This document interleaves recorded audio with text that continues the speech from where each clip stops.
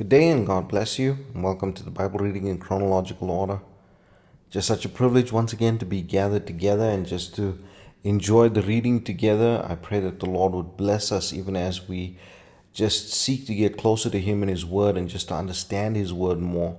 And so I pray that this Bible reading and the overview would just be such a blessing to each of us. And we thank the Lord that it's been a blessing to us even as we go through this with you. Today we're still busy in the book of Judges, and we're going to be focusing on chapters 8 and 9. So we're going to get straight into it. Chapter 8 still carries on with the story of Gideon, and we see that the men of Ephraim now come to Gideon, and they're very angry with him because he did not call them up to battle against Midian. Now we must just remember how the Lord asked Gideon to cut the army, to actually take only 300 men up with him instead of the whole host of the army. So I guess that would have posed much of a problem to Gideon to take Ephraim as well with them. But in any case, Gideon explains that they got to kill the princes of Midian. So the Ephraimites got to kill the princes of Midian, which he says was greater than his victory. So this turns away their anger in some way. But then we see that after the victories over the Midianites, Gideon requests from his followers the golden earrings which they took, and he says that those guys were Ishmaelites, so they had all of them this golden earrings, which is very important to try and understand that the Ishmaelites, they all had golden earrings that they wore and stuff. So just something to ponder on there. But anyway, so he takes the gold and he makes with it an ephod, which he puts in the city, a golden ephod. So that's like the garment that the priests wore. And unfortunately, this became a snare to Gideon as the people began to worship this ephod.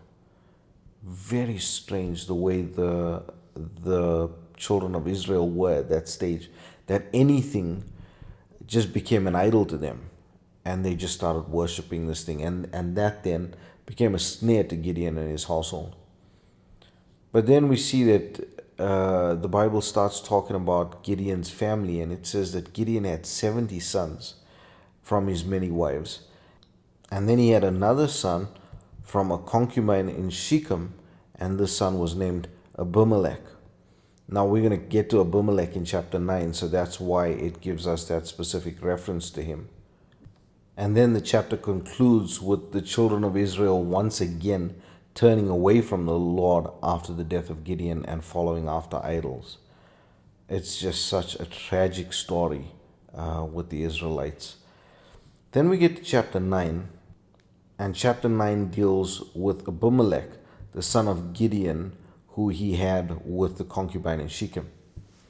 Now, Gideon, in chapter 8, we see refused the plea of the people to make him and his sons king over them perpetually. They said to Gideon, we want you as king because you delivered us from the Midianites, and we will have you as king and your sons and your sons' sons. And then Gideon says to them, the Lord shall rule over you. Why do you want a king? Let the Lord rule over you.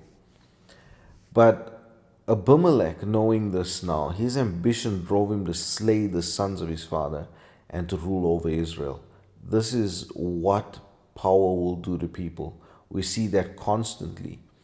Even when we look at Herod, who was king at the birth of Jesus, the way he killed his own sons because he was scared that they were going to usurp the throne. When you have that sort of power, that power corrupts so many. So Abimelech actually kills all of the sons of Gideon so that he would rise to power and so that he could actually rule over Israel. But one of Gideon's sons, who was named Jotham, he escapes. Now Abimelech reigns in Israel for 3 years, but the Lord renders back to him the wickedness that he had done to the house of his father. So please just take note. I'm not giving too much detail in there, and the chapter goes into a bit of detail. Take some time. I know it's a long chapter, but really just take some time in meditation on this chapter as well and just understand what was happening here.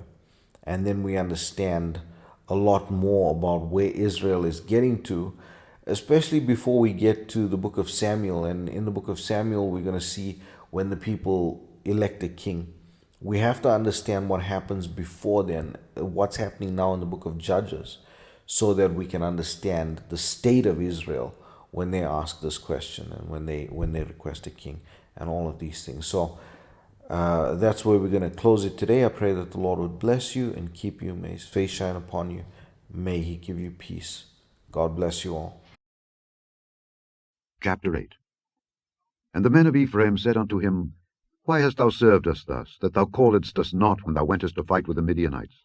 And they did chide with him sharply. And he said unto them, What have I done now in comparison of you? Is not the gleaning of the grapes of Ephraim better than the vintage of Abiezer? God hath delivered into your hands the princes of Midian, Oreb and Zeb. And what was I able to do in comparison of you? Then their anger was abated toward him when he had said that. And Gideon came to Jordan, and passed over, he and the 300 men that were with him, faint, yet pursuing them. And he said unto the men of Succoth, Give, I pray you, loaves of bread unto the people that follow me, for they be faint, and I am pursuing after Zebah and Zalmunna, kings of Midian. And the princes of Succoth said, Are the hands of Zebah and Zalmunna now in thine hand, that we should give bread unto thine army? And Gideon said, Therefore, when the Lord hath delivered Zebah and Zalmunna into mine hand, then I will tear your flesh with the thorns of the wilderness and with briars. And he went up thence to Penuel, and spake unto them likewise. And the men of Penuel answered him as the men of Succoth had answered him. And he spake also unto the men of Penuel, saying, When I come again in peace, I will break down this tower. Now Zebah and Zalmunna were in Karkor, and their host with them, about 15,000 men, all that were left of all the hosts of the children of the east. For there fell 120,000 men that drew sword. And Gideon went up by the way of them that dwelt in tents on the east of Nobah and Jogbehah, and smote the host, for the host was secure.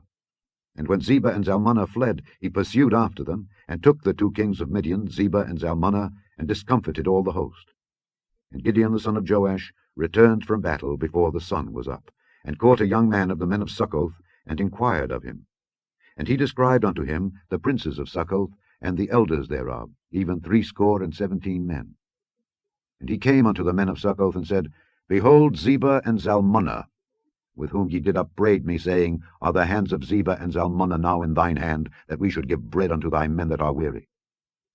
And he took the elders of the city, and thorns of the wilderness and briars, and with them he taught the men of Succoth. And he beat down the tower of Penuel, and slew the men of the city. Then said he unto Zebah and Zalmunna, What manner of men were they whom ye slew at Tabor? And they answered, As thou art, so were they. Each one resembled the children of a king. And he said, They were my brethren, even the sons of my mother. As the Lord liveth, if ye had saved them alive, I would not slay you. And he said unto Jether his firstborn, Up and slay them. But the youth drew not his sword, for he feared, because he was yet a youth. Then Zebah and Zalmunna said, Rise thou and fall upon us, for as the man is, so is his strength. And Gideon arose, and slew Zebah and Zalmunna, and took away the ornaments that were on their camels' necks. Then the men of Israel said unto Gideon, Rule thou over us, both thou and thy son and thy son's son also, for thou hast delivered us from the hand of Midian. And Gideon said unto them, I will not rule over you, neither shall my son rule over you. The Lord shall rule over you. And Gideon said unto them, I would desire a request of you, that you would give me every man the earrings of his prey. For they had golden earrings, because they were Ishmaelites. And they answered, We will willingly give them. And they spread a garment, and did cast therein every man the earrings of his prey. And the weight of the golden earrings that he requested was 1,700 shekels of gold, beside ornaments and collars, and purple raiment that was on the kings of Midian, and beside the chains that were about their camels' necks. And Gideon made an ephod thereof, and put it in his city, even in Ophrah. And all Israel went thither a-whoring after it, which thing became a snare unto Gideon and to his house. Thus was Midian subdued before the children of Israel, so that they lifted up their heads no more. And the country was in quietness 40 years in the days of Gideon. And Jerubbaal the son of Joash went and dwelt in his own house. And Gideon had 60 sons of his body begotten, for he had many wives. And his concubine that was in Shechem, she also bare him a son, whose name he called Abimelech. And Gideon the son of Joash died in a good old age, and was buried in the sepulchre of Joash his father, in Ophrah of the Abiezrites. And it came to pass, as soon as Gideon was dead, that the children of Israel turned again, and went a-whoring after Baalim, and made Baal-berith their god. And the children of Israel remembered not the Lord their God, who had delivered them out of the hands of all their enemies on every side, neither showed they kindness to the house of Jerubbaal, namely Gideon, according to all the goodness which he had showed unto Israel. Chapter 9. And Abimelech the son of Jerubbaal went to Shechem unto his mother's brethren, and communed with them, and with all the family of the house of his mother's father, saying, Speak, I pray you, in the ears of all the men of Shechem, whether is better for you, either that all the sons of Jerubbaal, which are 60 persons, reign over you, or that one reign over you. Remember also that I am your bone and your flesh. And his mother's brethren spake of him in the ears of all the men of Shechem all these words, and their hearts inclined to follow Abimelech, for they said, He is our brother. And they gave him 60 pieces of silver out of the house of Baal-berith, wherewith Abimelech hired vain and light persons which followed him. And he went unto his father's house at Ophrah, and slew his brethren, the sons of Jerubbaal, being 60 persons, upon one stone. Notwithstanding, yet Jotham, the youngest son of Jerubbaal, was left, for he hid himself. And all the men of Shechem gathered together, and all the house of Millo, and went and made Abimelech king, by the plain of the pillar that was in Shechem. And when they told it to Jotham, he went and stood in the top of Mount Gerizim, and lifted up his voice, and cried, and said unto them, Hearken unto me, ye men of Shechem, that God may hearken unto you. The trees went forth on a time to anoint a king over them. And they said unto the olive tree, Reign thou over us. But the olive tree said unto them, Should I leave my fatness, wherewith by me they honour God and man, and go to be promoted over the trees? And the trees said to the fig tree, Come thou and reign over us. But the fig tree said unto them, Should I forsake my sweetness and my good fruit, and go to be promoted over the trees? Then said the trees unto the vine, Come thou and reign over us. And the vine said unto them, Should I leave my wine, which cheereth God and man, and go to be promoted over the trees? Then said all the trees unto the bramble, Come thou and reign over us. And the bramble said unto the trees, If in truth ye anoint me king over you, then come and put your trust in my shadow. And if not, let fire come out of the bramble, and devour the cedars of Lebanon.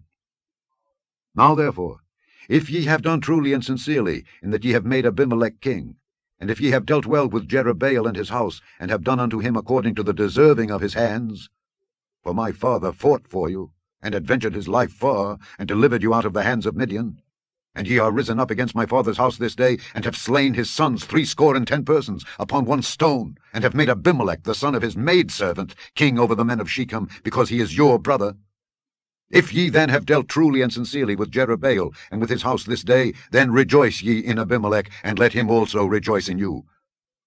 But if not, let fire come out from Abimelech, and devour the men of Shechem and the house of Millo, and let fire come out from the men of Shechem and from the house of Millo, and devour Abimelech. And Jotham ran away and fled, and went to Beer, and dwelt there for fear of Abimelech his brother.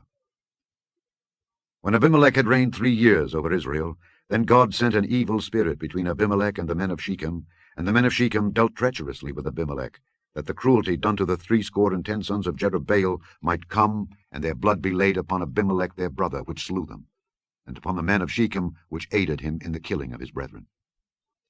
And the men of Shechem set liers in wait for him in the top of the mountains, and they robbed all that came along that way by them. And it was told Abimelech.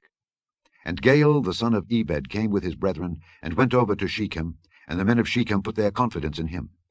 And they went out into the fields, and gathered their vineyards, and trode the grapes, and made merry, and went into the house of their God, and did eat and drink, and cursed Abimelech. And Gaal the son of Ebed said, Who is Abimelech, and who is Shechem, that we should serve him? Is not he the son of Jerubbaal, and Zebul his officer? Serve the men of Hamor, the father of Shechem, for why should we serve him? And would to God this people were under my hand, then would I remove Abimelech. And he said to Abimelech, Increase thine army, and come out. And when Zebul the ruler of the city heard the words of Gaal the son of Ebed, his anger was kindled, and he sent messengers unto Abimelech privily, saying, Behold, Gaal the son of Ebed and his brethren be come to Shechem, and behold, they fortify the city against thee. Now therefore up by night, thou and the people that is with thee, and lie in wait in the field. And it shall be that in the morning, as soon as the sun is up, thou shalt rise early, and set upon the city. And behold, when he and the people that is with him come out against thee, then mayest thou do to them as thou shalt find occasion. And Abimelech rose up, and all the people that were with him by night, and they laid wait against Shechem in 4 companies. And Gaal the son of Ebed went out, and stood in the entering of the gate of the city. And Abimelech rose up, and the people that were with him, from lying in wait. And when Gaal saw the people, he said to Zebul, Behold, there come people down from the top of the mountains. And Zebul said unto him, Thou seest the shadow of the mountains as if they were men. And Gaal spake again, and said, See, there come people down by the middle of the land, and another company come along by the plain of Meonanim. Then said Zebul unto him, Where is now thy mouth, wherewith thou saidst, Who is Abimelech, that we should serve him? Is not this the people that thou hast despised? Go out, I pray now, and fight with them. And Gaal went out before the men of Shechem, and fought with Abimelech. And Abimelech chased him, and he fled before him, and many were overthrown and wounded, even unto the entering of the gate. And Abimelech dwelt at Arumah, and Zebul thrust out Gaal and his brethren, that they should not dwell in Shechem. And it came to pass on the morrow that the people went out into the field, and they told Abimelech. And he took the people, and divided them into 3 companies, and laid wait in the field, and looked, and behold, the people were come forth out of the city. And he rose up against them, and smote them. And Abimelech and the company that was with him rushed forward, and stood in the entering of the gate of the city. And the 2 other companies ran upon all the people that were in the fields, and slew them. And Abimelech fought against the city all that day, and he took the city, and slew the people that was therein, and beat down the city, and sowed it with salt. And when all the men of the tower of Shechem heard that, they entered into an hold of the house of the god Berith. And it was told Abimelech that all the men of the tower of Shechem were gathered together. And Abimelech gat him up to Mount Zalmon, he and all the people that were with him. And Abimelech took an axe in his hand, and cut down a bough from the trees, and took it, and laid it on his shoulder, and said unto the people that were with him, What ye have seen me do, make haste and do as I have done. And all the people likewise cut down every man his bough, and followed Abimelech, and put them to the hold, and set the hold on fire upon them, so that all the men of the tower of Shechem died also, about 1,000 men and women. Then went Abimelech to Thebez, and encamped against Thebez, and took it. But there was a strong tower within the city, and thither fled all the men and women, and all they of the city, and shut it to them, and gat them up to the top of the tower. And Abimelech came unto the tower, and fought against it, and went hard unto the door of the tower to burn it with fire. And a certain woman cast a piece of a millstone upon Abimelech's head, and all 2 brake his skull. Then he called hastily unto the young man his armor-bearer, and said unto him, Draw thy sword, and slay me, that men say not of me, A woman slew him. And his young man thrust him through, and he died. And when the men of Israel saw that Abimelech was dead, they departed every man unto his place. Thus God rendered the wickedness of Abimelech, which he did unto his father, in slaying his 70 brethren. And all the evil of the men of Shechem did God render upon their heads. And upon them came the curse of Jotham, the son of Jerubbaal.